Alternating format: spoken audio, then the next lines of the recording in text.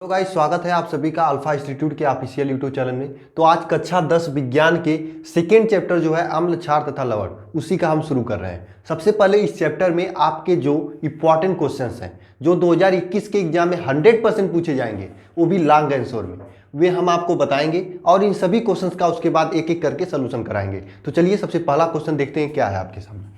सबसे पहला क्वेश्चन है कि अम्ल क्षार तथा लवण की आधुनिक अवधारणा, उदाहरण और संबंधित अपक्रिया और गुणधर्म लिखिए। अगर इन सभी क्वेश्चंस को आप तैयार कर लेते हो तो इस चैप्टर से कोई और क्वेश्चन आपको देखने की जरूरत नहीं होगा लॉन्ग क्वेश्चन में। और उसके बाद मैं 5, 6, 10 आपके लिए बहुविकल्पी प्रश्न बता दूंगा, अति लघुत्तरी प्रश्न बता दूंगा, वो हो जाएगा। अब बताऊंगा नहीं, करके दिखाऊंगा, याद कराऊंगा, पूरा सोल्यूशन कराऊंगा। तो चैनल को अभी तक आप लोग सब्सक्राइब नहीं किए हैं कक्षा 10 वाले, तो चैनल को सब्सक्राइब करिए, अपने दोस्तों के बीच में शेयर करिए, क्योंकि इसी तरह के इंपॉर्टेंट वीडियो यहाँ पर मैं आपको दूंगा बोर्ड एग्जाम से पहले पूरे साइंस के सिलेबस का। तो सेकेंड क्वेश्चन है आपके सामने, उदासीनीकरण अपक्रिया क्या है? उदासीनीकरण अपक्रिया क्या है, उदाहरण सहित समझाइए। थर्ड क्वेश्चन क्या है, सूचक क्या है, इसका हाइड्रोजन आयन सांद्रता के साथ संबंध बताएं। ठीक है, सूचक क्या है, इसका हाइड्रोजन आयन सांद्रता के साथ संबंध बताएं। चौथा क्वेश्चन क्या है, खाने वाला सोडा क्या है, धावन सोडा का बनाने की विधि लिखिए। देखिए खाने वाला सोडा क्या है और फिर धावन सोडा, दोनों का बनाने का विधि लिखना है, अणुसूत्र और रासायनिक गुणधर्म।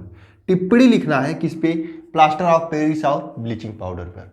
ये 5 क्वेश्चन है आपके बोर्ड एग्जाम को लेकर। ये सभी क्वेश्चन आपका बोर्ड पूछता है, इसमें से 1 या 2 क्वेश्चन आपके एग्जाम में 100% आएंगे। इसलिए मैं पांचों के पांचों क्वेश्चन एक एक करके सोल्यूशन कराने जा रहा हूं। सभी स्टूडेंट बड़े ध्यान से देखना, पेन, पेपर और पानी तीनों साथ में लेना और अच्छे से याद करते चलना। जो बताऊंगा चीजें उसे लिखते चलना, याद करते चलना, क्योंकि अब समय नहीं बचा है आपके बोर्ड एग्जाम को लेकर। क्लासेस इसी प्रकार से डेली आपको मिलेंगी।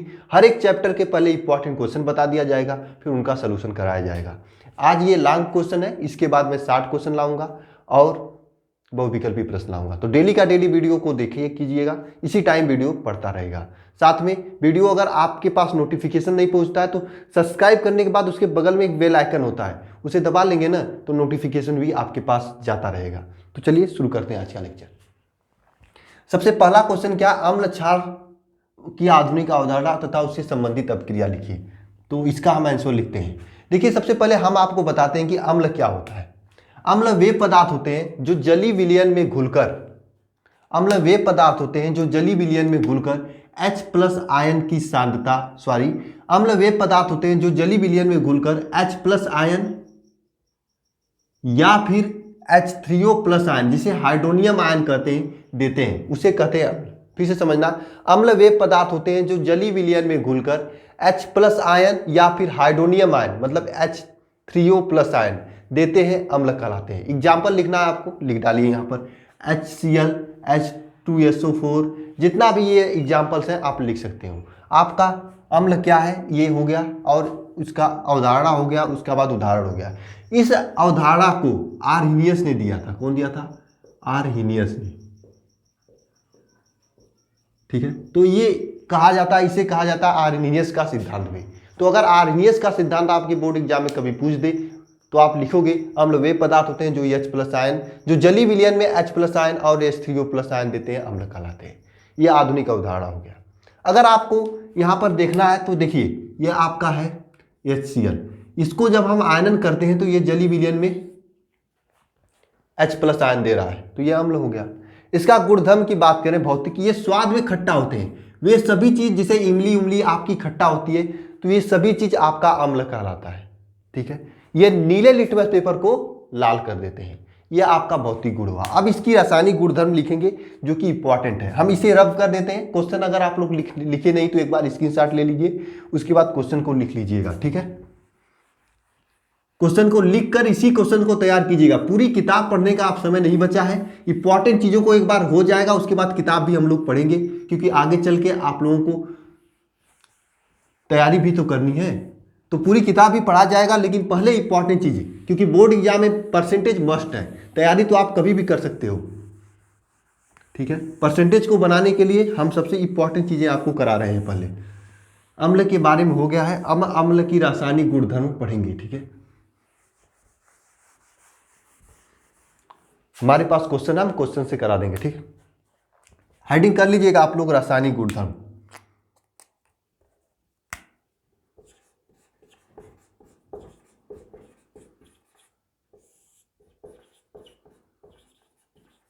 अम्ल के रासायनिक गुणधर्म। देखिए रासायनिक गुणधर्म में पहला गुणधर्म क्या है, यह धातुओं के साथ क्रिया करके हाइड्रोजन गैस बाहर निकालते हैं। यह धातु के साथ क्रिया करता है। अगर कोई धातु है, अगर कोई धातु ले लेते हैं, इसका अम्ल के साथ क्रिया कर दीजिए, सक्रिय धातु, सक्रिय धातु है, यह अम्ल के साथ क्रिया कर देते हैं। किसके साथ? अम्ल के साथ। तो ये क्या निकालेंगे? हाइड्रोजन, हाइड्रोजन गैस और लवण। एक यह सक्रिय धातु के साथ अब क्रिया करके अम्ल हाइड्रोजन गैस और लवण बनाते हैं। एग्जाम्पल लिखना है आपको, तो एक एग्जाम्पल लिखिएगा आप। जेडेन, ये जिंक है आपका, इसके साथ अम्ल क्रिया कर रहा है HCl। यह जिंक है, जिंक के साथ HCl क्रिया कर रहा है। तो क्रिया करने के पश्चात ये 2 HCl होगा। ठीक है, क्रिया करने के पश्चात क्या होगा, ये हाइड्रोजन धातु बनाएगा, हाइड्रोजन गैस बाहर निकालेगा। मतलब हाइड्रोजन गैस का मतलब क्या होता है? H2 होता है, H2 गैस बाहर निकालेगा, साथ में लवण बनाएगा। लवण बनाने के लिए देखिए यहाँ पे बचा क्या है, Z बचा है और Cl2 बचा है, तो ZnCl2, ये रासायनिक क्रिया हो गया। तो आप लोग लिखिएगा हमारे साथ जो मैं बोल रहा हूं, अम्ल सक्रिय धातु के साथ क्रिया करके हाइड्रोजन गैस और लवण बनाते हैं, और ये रिएक्शन लिख डालिएगा। ये पहला इसका गुणधर्म हो गया। दूसरा गुणधर्म देखिए, दूसरा गुणधर्म यह है कि अम्ल कार्बोनेट या फिर बाइकार्बोनेट के साथ अब क्रिया करके कार्बन डाइऑक्साइड और जल और फिर लवण बाहर निकालते हैं। यह अम्ल जो है, अम्ल किसके साथ अब क्रिया करते हैं? कार्बोनेट। कार्बोनेट क्या होता है अभी मैं बताता हूं, या फिर बाइकार्बोनेट। कार्बोनेट तथा बाइकार्बोनेट के साथ अब क्रिया करके क्या बाहर निकालते हैं? लवण, जल और CO2 gas, carbon dioxide gas. ठीक है, अम्ल कार्बोनेट, अम्ल कार्बोनेट या फिर बाइकार्बोनेट, कार्बोनेट या फिर बाइकार्बोनेट के साथ अब क्रिया करके लवण, जल तथा कार्बन डाइऑक्साइड गैस बाहर निकालते हैं। बहुत ही महत्वपूर्ण अपक्रिया है आपके एग्जाम को लेकर। दोनों अपक्रिया को लिखिएगा। कभी कभी केवल रिएक्शन ही पूछ देता है, क्या होता है जब अम्ल कार्बोनेट के साथ अपक्रिया करते हैं, तब पर भी आप लिख लेंगे। रिएक्शन को लिखते चलिएगा, समय कम है। इसी प्रकार सभी चैप्टर्स के हम इंपॉर्टेंट क्वेश्चन कराएंगे, और डेली के डेली वीडियो में आइएगा। दोस्तों के पास शेयर कीजिए। अगर वीडियोज पर अधिक से अधिक व्यूज आएंगे तो और वीडियोज आपको देखने को मिलेंगी कक्षा 10 की, अन्यथा नहीं मिलेंगी। इसलिए अपने दोस्तों के पास शेयर कीजिए अगर आप लोग चाहते हो इस प्रकार की वीडियोज। तो इसमें आपका पूरा पैकेज मिल जाएगा। आपकी श्योर सीरीज पढ़ने की जरूरत ही नहीं पड़ेगी। जो आपका श्योर सीरीज का मतलब क्वेश्चन बैंक आता है, अलग अलग कंपनी का क्वेश्चन बैंक आता है, ले तो लिए होंगे आप लोग, लेकिन पढ़े नहीं होंगे। उसे पढ़ने की जरूरत ही नहीं पड़ेगी। हम सभी चीजें आपके वीडियो फॉर्म में फ्री में देंगे। लेकिन आपको करना क्या है, अपने दोस्तों के पास में अधिक से अधिक शेयर करना है बस। ठीक है, और चैनल को सब्सक्राइब करना है, व्यूज लाना है। ठीक है, अम्ल जो है कार्बोनेट तथा बाइकार्बोनेट के साथ क्रिया करके लवण, जल तथा कार्बन डाइऑक्साइड बाहर निकालते हैं। आइए इसका रिएक्शन लिख लेते हैं। देखिए कार्बोनेट क्या होते हैं। देखिए कार्बोनेट का मतलब होता है जैसे सोडियम कार्बोनेट, Na2CO3, CO3। ठीक है, ये कार्बोनेट होते हैं। और NaHCO3 ये बाइकार्बोनेट है। यानी कार्बोनेट ये होता है, सोडियम बाइकार्बोनेट ये होता है। बाइकार्बोनेट में HCO3 होता है, कार्बोनेट में CO3 होता है। ठीक है, फिर समझना, कार्बोनेट में CO3 होता है, बाइकार्बोनेट में HCO3 होता है। इस प्रकार से होता है। अब ध्यान देना, यहाँ पर एक अम्ल लेते हैं हम। कौन सा अम्ल लेते हैं? आपका एक अम्ल लेते हैं यहाँ पर 2HCl। ठीक है, एक कार्बोनेट लेते हैं, क्या हम कैल्शियम कार्बोनेट लेते हैं। ठीक है, CaCO3। एक अम्ल लेते हैं, एक कैल्शियम कार्बोनेट, क्रिया करा देते हैं। क्रिया कराने के बाद आपको मालूम है क्या बनेगा, एक लवण बनेगा। ठीक है, लवण क्या होगा, Ca और Cl2, CaCl2। ठीक है, लवण हो गया। और जल बनेगा, जल बना दीजिए H2O और कार्बन डाइऑक्साइड बाहर निकाल दीजिए।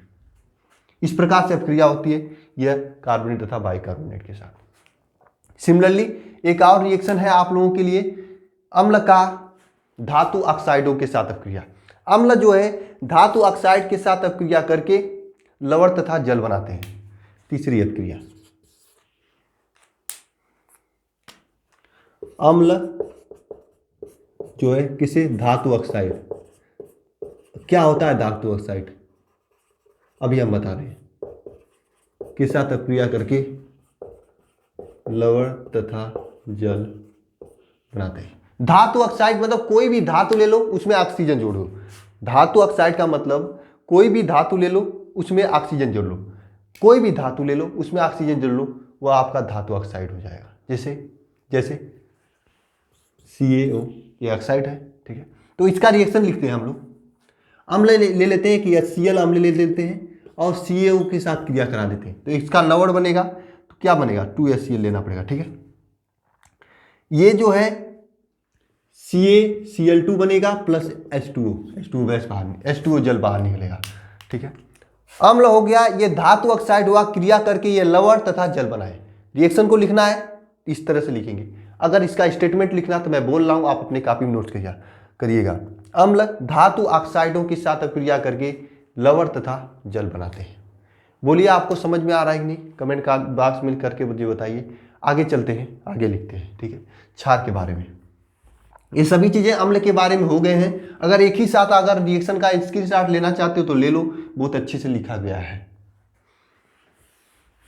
अगर आप लोगों को PDF चाहिए तो कमेंट बॉक्स में कमेंट करिए, और इसी प्रकार से मैथ्स के और SST के किसी भी सब्जेक्ट्स का वीडियो चाहिए तो कमेंट करिए, अपने दोस्तों के पास में शेयर करिए। अधिक से अधिक कमेंट्स आएंगे तो मैं उसको बनाऊंगा। अगर 2-4 कमेंट आएंगे तो कैसे बनाऊंगा, कम से कम 100, 150, 200 कमेंट आना चाहिए ना, कोई भी सब्जेक्ट शुरू कराने से पहले। अब आप हेडिंग कर लीजिएगा आप लोग, क्षार।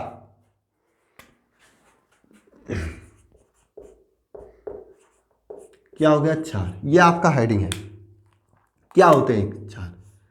क्षार वे पदार्थ होते हैं, वे पदार्थ होते हैं जो जलीय विलयन में क्या देते हैं, OH माइनस आयन देते हैं। क्षार वे पदार्थ होते हैं जो जलीय विलयन में OH माइनस आयन देते हैं, उसे कहते हैं क्षार। क्या होते हैं? वे पदार्थ होते हैं जो जलीय विलयन में वियोजित होकर या आयनित होकर OH माइनस आयन देते हैं। इसे हम कहते हैं हाइड्रोक्साइड आयन। लिख लीजिएगा इसे, हाइड्रोक्साइड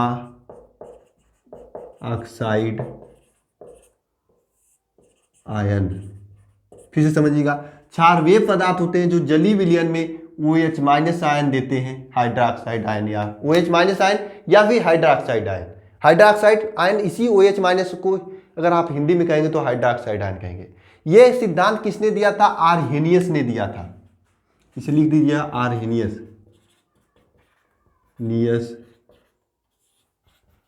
के अनुसार, आर्हेनियस के अनुसार, ठीक है। यह सिद्धांत आर्हेनियस दिया था, आर्हेनियस ने दिया था कि वे अम्ल वे पदार्थ होते हैं जो जलीय विलयन में क्षार वे पदार्थ होते हैं जो जलीय विलयन में OH माइनस आयन या फिर हाइड्रोक्साइड आयन देते हैं। हो गया। एग्जाम्पल लिखते हैं, लिखिएगा एग्जाम्पल,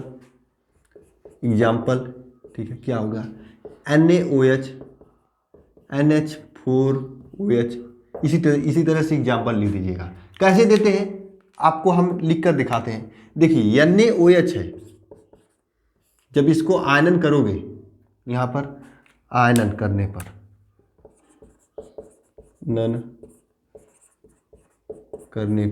इसका जब आयनन करोगे तो क्या होगा? Na प्लस देगा प्लस OH माइनस देगा। इस प्रकार से होता है, ये क्षार हो गया। इसका भौतिक गुण लिख लेते हैं। इसके बाद भौतिक गुण क्या होता है? ये स्वाद में कड़वा होते हैं। स्वाद में क्या होता है? ये कड़वा होते हैं। कड़वा होते हैं, ठीक है। और फिर ये नीले लिटमस पेपर को लाल करते हैं कि लाल लिटमस पेपर को नीला करते हैं, क्या करते हैं बताइए जरा। यह लाल लिटमस पेपर को, लाल लिटमस को नीला करते हैं। देखिए मैं ये जो पढ़ा रहा हूं केवल आपके बोर्ड के एग्जाम के लिए पढ़ा रहा हूं, किसी कॉम्पिटिटिव एग्जाम के लिए नहीं, बोर्ड एग्जाम के लिए। बोर्ड के लिए ये जो चीजें लिखा रहा हूं सफिशियंट है। आप सोच रहे हो सर इतना छोटा छोटा डिफिनीशन क्यों लिखा रहे हो, इसलिए लिखा रहा हूं कि आपके एग्जामिनर को बड़ा डिफिनीशन पसंद नहीं होता है, उसे छोटी चीजें पसंद होती है। छोटा चीज रहेगा, सही रहेगा तो उसे पढ़ेगा, तुरंत नंबर दे देगा। पूरी किताब भर के क्या करोगे जब एग्जामिनर उसे पढ़ेगा ही नहीं, जब पढ़ेगा तो नंबर देगा। सही चीज लिख रहे हो, छोटा लिख रहे हो तो आपको अच्छा नंबर मिलता है। मैं देखा हूं काफी सालों से, मैं यही देख रहा हूं, ठीक है। ये इस तरह से होती है, ठीक है। अब इसके बाद हम क्या करेंगे, इसके रासायनिक गुणधर्म लिखेंगे। तो हेडिंग कर लीजिएगा क्षार के रासायनिक गुणधर्म। इस सभी चीजों को नोट करते चलिएगा। क्षार के रासायनिक गुणधर्म,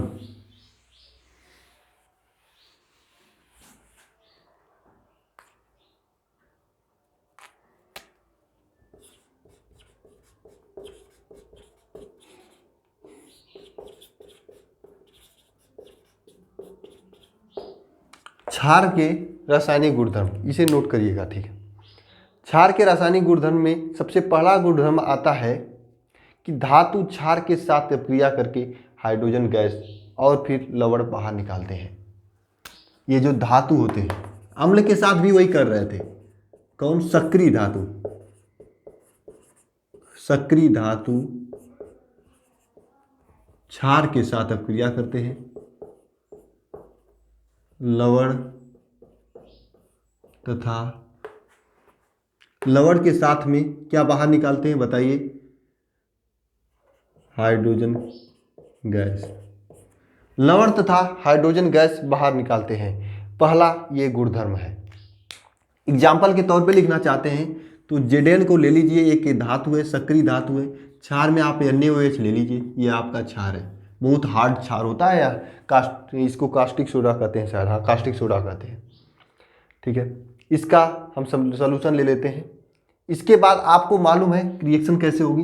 आप सबसे पहले 2NaOH लीजिए, क्योंकि यहाँ पर H2 गैस बाहर निकालना है। अब H2 गैस बाहर निकालने के बाद जो चीज़ें बची हैं उसे आप एक वेल अरेंज तरीके से लिख देंगे। क्या क्या बची हैं ध्यान देना। यहाँ पर बची क्या क्या है, ठीक है, इसे ध्यान देना। यहाँ पर 2Na बचा है तो Na2 हो जाएगा। Zn बचा है, Zn हो जाएगा। 2 ऑक्सीजन बचा है, ये आपका बनता है। ये आपका लवण है, ये आपका हाइड्रोजन गैस है, ठीक है। ये हाइड्रोजन गैस है, वो लवण है। तो आप लिख डालिएगा इसका, अगर लिखना चाहते हैं कि धातु क्षार सक्रिय धातु के साथ अपक्रिया करके लवण तथा हाइड्रोजन गैस बाहर निकालते हैं। हो गया, चलिए ठीक है, नेक्स्ट चलते हैं सेकेंड गुणधर्म की तरफ। बहुत मन लगाकर अच्छे से पढ़ाई कीजिए, आप लोगों को काफी हेल्प होगा। सेकेंड गुणधर्म क्या है? धातु ऑक्साइडों के साथ अपक्रिया। यह धातु ऑक्साइड, अधातु ऑक्साइड, जो अधातु होते हैं इसके साथ अधातु ऑक्साइड, अधातु ऑक्साइड। क्षार जो है अधातु ऑक्साइड के साथ अपक्रिया करते हैं। क्षार जो है अधातु ऑक्साइड के साथ अपक्रिया करते हैं। तो क्षार जो है अधातु ऑक्साइड के साथ अपक्रिया करते हैं तो लवण तथा जल बनाते हैं। लवण तथा जल बनाते हैं। क्षार अधातु ऑक्साइड के साथ अपक्रिया करके लवण तथा जल बनाते हैं। अधातु मतलब जैसे कार्बन एक अधातु हुआ, इसका ऑक्साइड कार्बन डाइऑक्साइड, इसके साथ कोई क्षार का अपक्रिया करा दो। कौन सा? कोई भी क्षार उठा लो, उसकी अपक्रिया करा दो। हम उठाते हैं कास्टिक, आपका CaOH ट्वाइस, ठीक है, ये क्षार एक है। ये CO2 आपका अधातु का ऑक्साइड है, CaOH ट्वाइस आपका क्षार है। इसके साथ अपक्रिया करेगा तो लवण तथा जल बनाएगा। जल तो पहले बना दीजिए, यहाँ पर H2O बनाएगा, ठीक है। लवण कैसे बनाएगा? लवण कैसे बनाएगा बताइए? देखिए लवण के रूप में CaCO3 कार्बन क्या, कैल्शियम कार्बोनेट बनाता है। कैसे बनाता है, देखिए यहाँ पर दो ऑक्सीजन है, H2O, यहाँ पर भी दो ऑक्सीजन, लेकिन H2O में एक ऑक्सीजन निकल गया है तो बचेगा एक ऑक्सीजन इसके साथ मिलेगा और CaCO3 बना लेगा। तो लिख डालिएगा इसका डिफिनीशन एक तरह से कि क्षार अधातु के ऑक्साइडों के साथ अपक्रिया करके लवण तथा जल बनाते हैं। क्षार अधातु के ऑक्साइडों के साथ अपक्रिया करके लवण तथा जल बनाते हैं। हो गया आपका डिफिनीशन, ठीक है, इसका स्क्रीनशॉट ले लीजिएगा। नेक्स्ट क्वेश्चन की ओर चले हम लोग, बताइए आप लोग, चलते हैं नेक्स्ट क्वेश्चन की तरफ। नेक्स्ट क्वेश्चन क्या था, उदासीनीकरण अपक्रिया क्या है, इसका संबंधित रासायनिक समीकरण देना था। देखिए उदासीनीकरण अपक्रिया, हेडिंग करिएगा उदासीनीकरण अपक्रिया। उदासीनीकरण अपक्रिया हेडिंग करिएगा आप लोग।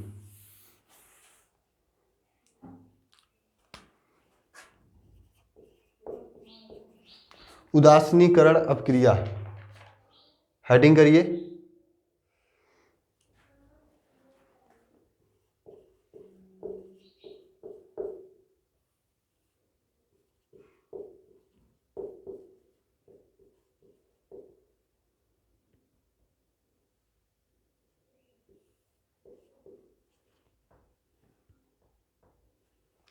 उदासीनीकरण अपक्रिया क्या होता है, उदासीनीकरण अपक्रिया, ठीक है, इसके बारे में समझिए आप लोग।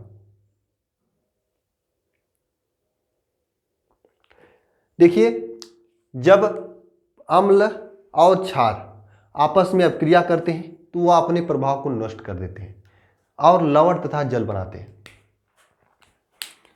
लिखिए यहां पर उदासीनीकरण अपक्रिया में अम्ल तथा क्षार आपस में अभिक्रिया करके लवण तथा जल बनाते हैं। इस अभिक्रिया को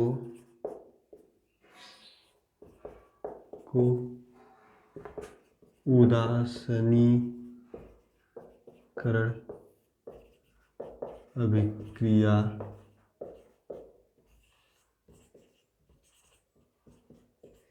कहते हैं। समझ में आया आप लोगों को, लवण तथा क्षार अम्ल तथा क्षार आपस में अपक्रिया करते हैं तो लवण तथा जल बनाते हैं। इस अपक्रिया को क्या कहते हैं, उदासीनीकरण अपक्रिया कहते हैं। देखिए अम्ल एक ले लीजिए, दूसरा एक क्षार ले लीजिए, ये आपस में अपक्रिया करते हैं आपस में अपक्रिया। तो ये आपस में अपक्रिया करेंगे तो क्या बनाएंगे, लवण बनाएंगे, प्लस में लवण तथा जल बनाएंगे। तो इस पूरे रिएक्शन को क्या कहते हैं, उदासीनीकरण अपक्रिया, ठीक है। एग्जाम्पल लिखना आपको, लिख डालिएगा एग्जाम्पल यहाँ पर, HCl है और NaOH है। ये आपका अम्ल है, ये आपका क्या है, अम्ल है, ये आपका क्षार है, ठीक है। ये दोनों आपस में अपक्रिया कर रहे हैं तो यहाँ पर क्या होगा, ध्यान देना, यहाँ पर इस रिएक्शन को याद रखते हैं कैसे, H प्लस Cl माइनस लिख सकते हैं HCl को, और NaOH को क्या लिखते हैं, Na प्लस OH माइनस। अब देखना ये प्लस, यहाँ पर देखना, ध्यान से देखना आप लोग, यहाँ से ये प्लस इस माइनस के साथ अपक्रिया करेगा और ये प्लस इस माइनस के साथ अपक्रिया करेगा। तो इस ये वाला प्लस इस माइनस के साथ अपक्रिया करके क्या बनाएगा, H2O बनाएगा, और ये प्लस इस माइनस के साथ अपक्रिया करके NaCl बनाएगा। यह आपका जल है, यह आपका लवण है। इस तरह से अम्ल क्षार के साथ अपक्रिया करके लवण तथा जल बनाते हैं। इस अपक्रिया को उदासीनीकरण अपक्रिया कहते हैं।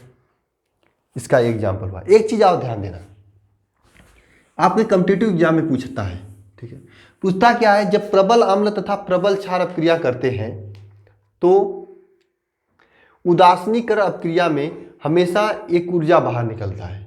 उस ऊर्जा का मान क्या होता है, एक उष्मा बाहर निकलता है, वो उष्मा हमेशा स्थिर होता है। क्योंकि हमेशा जल ही बनेगा और एक लवण बनेगा। जब प्रबल अम्ल और प्रबल क्षार अब क्रिया करते हैं, यहां पर देखना, प्रबल अम्ल और फिर प्रबल क्षार। अब क्या होता है प्रबल अम्ल, बाद में बताऊंगा मैं आगे चल के, ठीक है। यहां पर इस चीज को लिख लीजिए, हो सकता है आगे नहीं बता पाऊं, मैं भूल गया तो फिर। प्रबल क्षार अब क्रिया करते हैं आपस में, प्रबल अम्ल और प्रबल क्षार आपस में अब क्रिया करते हैं तो लवण प्लस जल बनाते हैं। जल के साथ में यहां पर एक उष्मा बाहर निकालते हैं, क्या, उष्मा। इसी उष्मा का मान पूछता है बोर्ड कहीं कहीं पर, क्या होता है 13.7 यानी 13.7 किलो कैलोरी।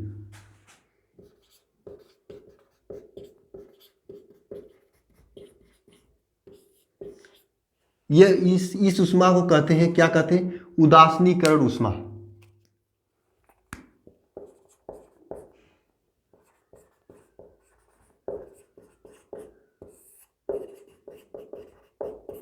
इसे कहते हैं उदासीनीकरण उष्मा, ठीक है।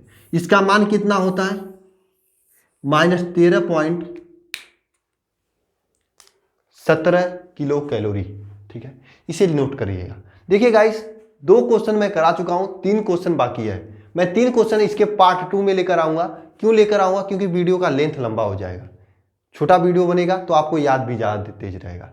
कल मैं इसका पार्ट 2 लेकर आ रहे हैं। कितने स्टूडेंट ऐसे हैं जो कल के पार्ट 2 के वीडियो में प्रेजेंट रहेंगे, कमेंट बॉक्स में लिखकर मुझे जरा बताइएगा। और आप लोग कोई अन्य समस्या तो उसे भी कमेंट बॉक्स में करिएगा। अन्य सब्जेक्ट के वीडियो चाहते हो इसी प्रकार से इंपॉर्टेंट चीज़ों का लास्ट के 70-80 दिनों में अच्छी तैयारी करने का, तो भी कमेंट बॉक्स में करके बताइएगा। अधिक से अधिक कमेंट आएंगे, कम से कम 100, 200, 400 कमेंट आएंगे, 1000 कमेंट आएंगे तो मैं उसका अलग से क्लास लगा दूंगा, अन्यथा नहीं लगाने वाला हूं। मुझे अधिक से अधिक स्टूडेंट चाहिए जो कमेंट करते हैं, जो पढ़ाई करते हैं। देखिए, कमेंट करने से कोई बैलेंस वैलेंस मुझे नहीं मिलता है। आप लोग आते हो, यही मुझका मेरे के लिए सबसे बड़ी बात होती है कि आप लोग पढ़ रहे हो। क्योंकि इस साल जो है लॉकडाउन चल रहा था, कोविड-19 का ईयर है। काफ़ी स्टूडेंट के घर के लोगों का जो उनका बिजनेस था, जो रोजगार कर रहे थे, वे चला गया था, जिसके वजह से वे इनकम नहीं कर पा रहे हैं। और फिर वे लोग पढ़ाई भी नहीं कर पाए हैं। जो स्टूडेंट जो है क्लासेज नहीं चला है, आपकी कोचिंग क्लासेज नहीं चला है, तो आप लोगों की अच्छी तैयारी नहीं हो पाई। इसी को देखते हुए मैं फ्री में पढ़ा रहा हूँ। और फिर वैसे तो मेरा ऑफिशियल साइट पे क्लासेस चलती हैं, वहाँ पे काफ़ी स्टूडेंट, पेड स्टूडेंट होते हैं जो 4-4 हज़ार रुपये पैसे देकर जुड़े हुए हैं, तो मुझे बैलेंस की दिक्कत नहीं है। लेकिन आप लोग अधिक से अधिक लोग आओगे तब, अगर मान लीजिए 500-700 लोग आ रहे हो तो बहुत ठीक है। आप लोग 500-700 लोगों से कमेंट करवाइए, तब मैं नया वीडियो शुरू करूँगा, ठीक है। नया वीडियो का मतलब अभी आपका मैथ्स है, 6 सब्जेक्ट होता है ना आप लोगों में, मैथ्स है, इंग्लिश है, हिंदी है, सभी सब्जेक्ट शुरू कर दूंगा। लेकिन अधिक से अधिक लोग कमेंट करोगे तो 500 से 700 लोग कमेंट करो, मैं कल ही शुरू कर सकता हूँ। कैसे कमेंट कर पाएंगे 500 से 700 लोग? करना क्या है, आप लोग अपने दोस्तों से कमेंट करवा दो, हो जाएगा। कमेंट करवा दो कि मुझे यह सब्जेक्ट चाहिए। अधिक से अधिक चीज़ भी सब्जेक्ट का आएगा ना, उसी सब्जेक्ट का मैं शुरू कर दूंगा। बाकी आप लोग मेहनत करते रहो। साइंस तो चल ही रही है, साइंस इसी प्रकार से चलेगी। पूरा साइंस कंप्लीट कराएंगे। साइंस में 66 नंबर लेकर दिखाएंगे। जिस दिन पेपर होगा ना, उस दिन मैं फिर आऊँगा लाइव आपके सामने। सभी क्वेश्चन को मैं भी लिख रहा हूँ, आप भी लिखते चलना। मैं दिखा दूंगा कि जितना मैं पढ़ाया हूँ उसी के अंदर है कि नहीं, उसी के अंदर रहेगा। तो आज के वीडियो में बस इतना ही। मिलते हैं नेक्स्ट वीडियो में। वीडियो देखने के लिए धन्यवाद।